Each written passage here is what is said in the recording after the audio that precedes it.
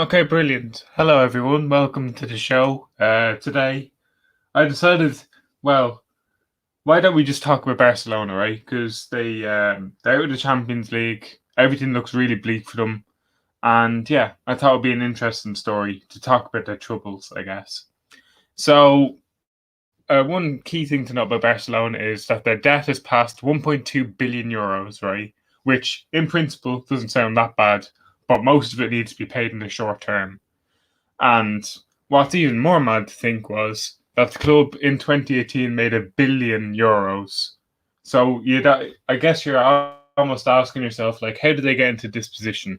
Well, the main reasons, I guess, are financial risk taking, poor decision making, and of course the global pandemic. I'm not sure if you have heard of it, but yeah, and that's kind of hurt every single football club in existence.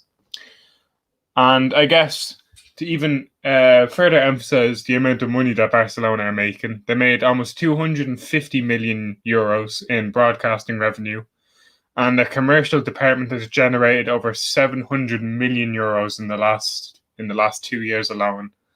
And the merchandising, which is also done in house, has also a has also increased their revenues. And yeah, basically with their debt, they've got a lot of it. A lot of it is due in the short term. Approximately 730 million, which is mainly to banks such as Allianz and Goldman Sachs, and they also owe 130 million in transfer fees and 266 million in bank loans. So yeah, that's what the 730 million is comprised of. The transfer debt is like common amongst elite European teams, and Barcelona's amounts to like 320 million.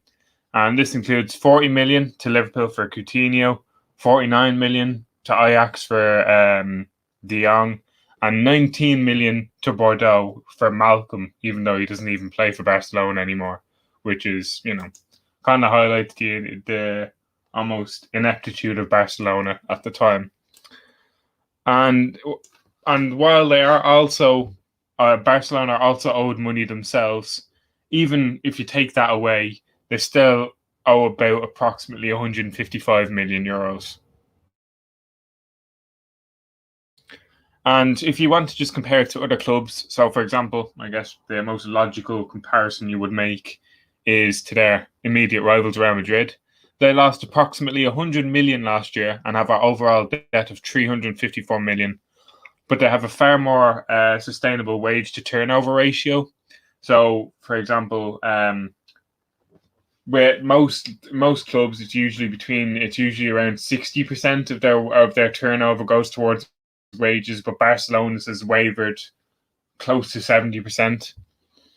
And it's also important to point out that they have the highest revenue in with 729 million, but also the highest expenditure. And it's been turmoil almost because since Pep's left, there's been 5 permanent managers, including the current manager Ronald Koeman, and the club has stagnated and they haven't won a Champions League since the 2014-15 season.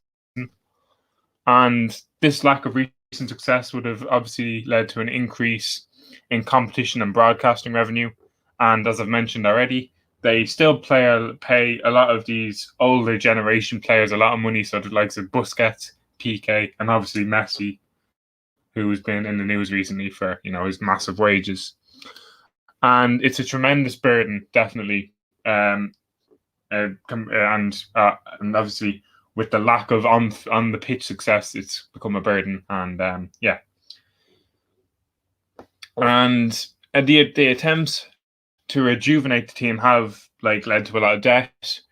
While they have found good value with the likes of Pedri from Las Palmas, Ter Stegen from Borussia Mönchengladbach, and Rakitic, there are also the likes of Dembele for 120 million, and then the likes of Andre Gomez and Yerry Mina, both of Everton now.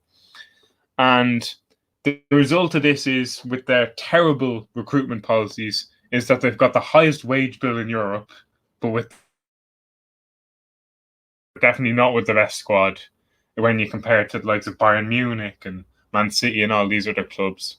So I guess the main question you're going to be asking yourself is, well, how do they get them out of this debt? How do Barcelona get themselves out of this debt?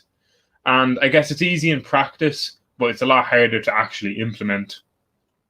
A key task for the new president Laporta will be to renegotiate the terms of the existing bank loans, which they have with the likes of Allianz, Goldman Sachs, and Prudential banks. And this will be tricky because banks will see Barcelona as a risk, but it should be possible to some degree. So Barcelona can certainly have hope in this department. And I guess the second thing is they obviously need to get better, both on and off the pitch.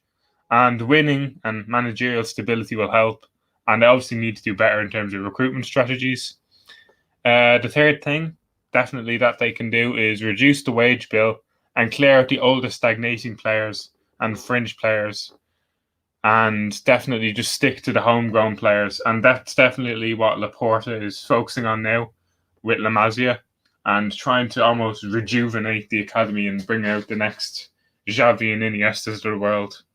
And, you know, it's kind of working at the minute because they've got the likes of Yikes Moriba, Mingueza, and Ansu Fati, and you got Ricky Puig as well. So they do have a decent core of young players, but they just need to get rid of all the deadwood, essentially. Much like, I don't know, Chelsea. There's just off the top of my head. You know, you have all these players like Emerson, you know, who never plays. I guess you could have argued Marcus Alonso in the past, but now he's been played again. And certainly that's probably what Frank Lampard should have done in terms of selling players that were kind of on the fringes of his squad. And perhaps that led to his downfall because he had too much of a bloated squad that perhaps, you know, just rallied against him when things weren't going well.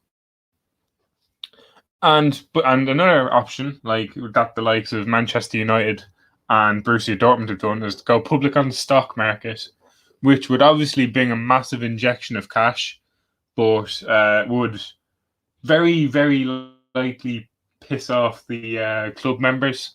And for those who don't know, Barcelona is a fan-owned club, and they're owned by their socios, who are from all over the world.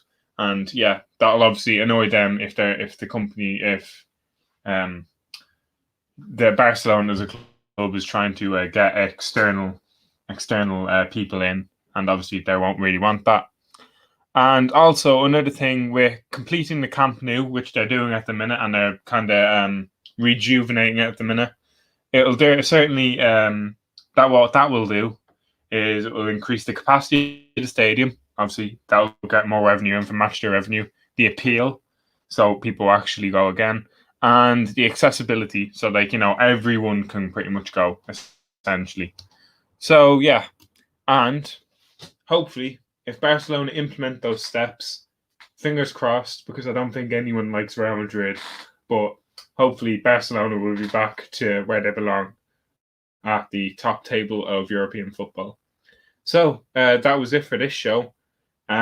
Hopefully you all enjoyed it. I hope you have a good week, and I'll see you next Friday for the next installment of the PPF Football Show, where I will be talking about an interesting topic from the world of football. Have a good weekend, everyone, and I'll see you next week.